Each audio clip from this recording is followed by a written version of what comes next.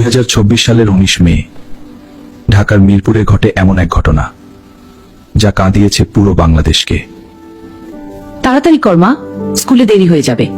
আম্মু, আজ আমি ক্লাসে প্রথম হব।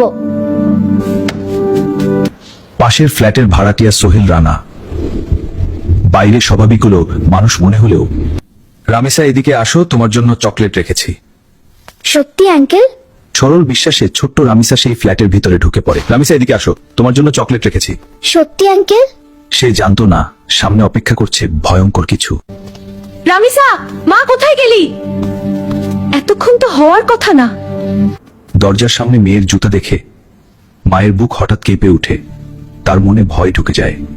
দরজা খুলেন, আমার মেয়েটা ভিতরে আছে। দরজা খুলেন, আমার মেয়েটা ভিতরে আছে। দয়া করে দরজা খুলেন।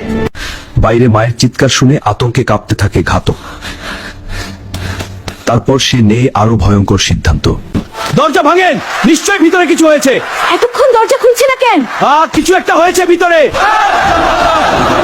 এখনই ভাঙো। বাইরে মানুষের চিৎকার বাড়তেই থাকে, আর ভিতরে আতঙ্কে নিজের অপরাধ লুকানোর চেষ্টা করতে থাকে ঘাতক। সবাই দরজা ভাঙার চেষ্টা করার আগেই গ্রিল কেটে জানালা দিয়ে পালিয়ে যায় সোহেল রানা। কিন্তু তার স্ত্রী স্বপনা পালাতে পারেনি। জনতা তাকে আটকে পুলিশের হাতে তুলে দেয়। কেউ কিছু স্পর্শ করবেন না, পুরো ফ্ল্যাট তল্লাশি করা হবে। প্রযুক্তির সহায়তায় মাত্র 10 ঘন্টার মধ্যেই নারায়ণগঞ্জ থেকে ধরা পড়ে প্রধান আসামি।